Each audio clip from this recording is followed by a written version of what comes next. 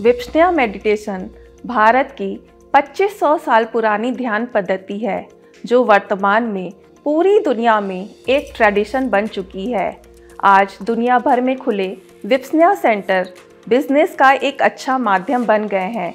इतना ही नहीं, लोग घंटों ऑनलाइन सेशन अटेंड कर विपश्यना मेडिटेशन का फ़ायदा उठा रहे हैं। तो क्या सच में विपश्यना लोगों की ज़िंदगी बदल रही है? जो ध्यान का यह प्राचीन मॉडल वर्तमान में वर्ल्ड ट्रेंड बन चुका है। आइए जानते हैं विपश्यना का इतिहास, बुद्धिज्म के साथ इसका कनेक्शन और क्यों लोग इसकी तरफ ज़्यादा आकर्षित हो रहे हैं।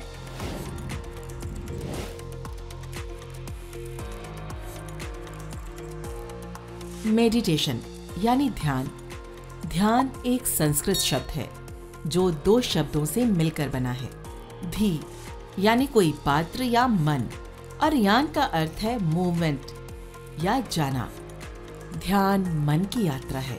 श्रीमद् भगवत गीता में भगवान श्री कृष्ण जी ने साधना से मन के नियंत्रण के महत्व को समझाया है।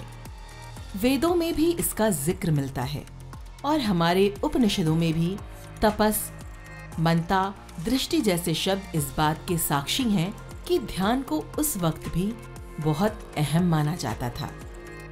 जहां एक ओर हिमालय के पर्वतों में हमारे भगवान शिव ने कड़ी तपस्या की, वहीं भारत के कई ऋषि मुनियों ने तपस्या और ध्यान से मोक्ष प्राप्त की है। विपासना मेडिटेशन भारत की सबसे पुरानी तकनीकों में से एक है। हाँ, ये बात अलग है कि हजारों साल पहले भगवान बुद्ध ने इसी ध्यान विधि के जरिए बुद्धत्व हासिल किया था। विपासना का मतलब है अपने भीतर देखना। साफ शब्दों में कहें तो ये एक आत्मनिरीक्षण की कला है। बुद्ध ने भी विपासना मेडिटेशन से ज्ञान पाया और अपने 60 शिष्यों को पूरे भारत में इसके प्रचार के लिए भेज दिया और इस तरह विपासना पूरे भारत में फैल गई। जब खून खराबे को देखकर सम्राट अशोक ने युद्ध न करने का फैसला किया, तब उन्होंने भी मन की शुद्धि और शांति के लिए विपासना ध्यान साधना को ही अपनाया था। विपासना मेडिटेशन के अलावा ध्यान के कई प्रकार हैं, जैसे स्पिरिचुअल, चक्र, मंत्र और योगा मेडिटेशन आदि।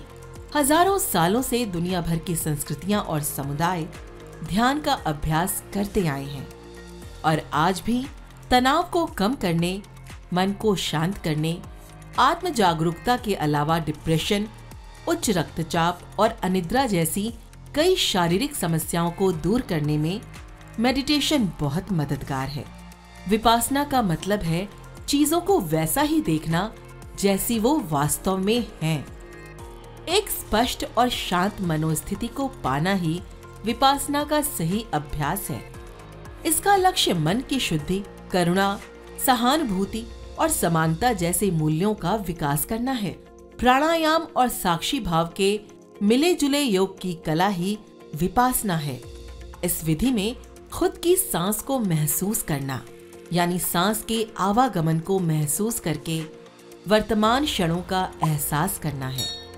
विपासना ध्यान में 5 सिद्धांत फॉलो किए जाते हैं, जिनमें जीव हिंसा की पूर्ण मनाही, चोरी ना करना, ब्रह्मचर्य का पालन, अपशब्दों का प्रयोग ना करना और नशे से दूर रहना शामिल है। वर्तमान की बात की जाए तो दुनिया का सबसे बड़ा विपासना मेडिटेशन सेंटर महाराष्ट्र के इगतपुरी में विपासना रिसर्च इंस्टीट्यूट में है, जिसे धम्मगिरी के नाम से जाना जाता है। इस सेंटर में पहली बार 1976 में लोगों को विपासना ध्यान के सेशन करवाए गए थे और अब हर साल हजारों लोग यहाँ अभ्यास करने पहुँचते हैं। इसके अलावा मुंबई, जयपुर, बिहार, हरियाणा, गुजरात, तमिलनाडु और हैदराबाद सहित पूरे भारत में कई विपासना सेंटर हैं, जो लोगों को ऑफलाइन विपासना ट्रेनिंग के साथ साथ ऑनलाइन सेशन करवाकर ध्यान से जोड़ रहे हैं। भारत ने पूरी दुनिया को योग और ध्यान का मंत्र दिया है और भारत की ओर से दुनिया को दिया गया ये उपहार हमारे राष्ट्र को निर्विवाद तौर पर विश्व गुरु बनाते हैं। आज भारत योग और ध्यान के लिए विश्व का नेतृत्व कर रहा है।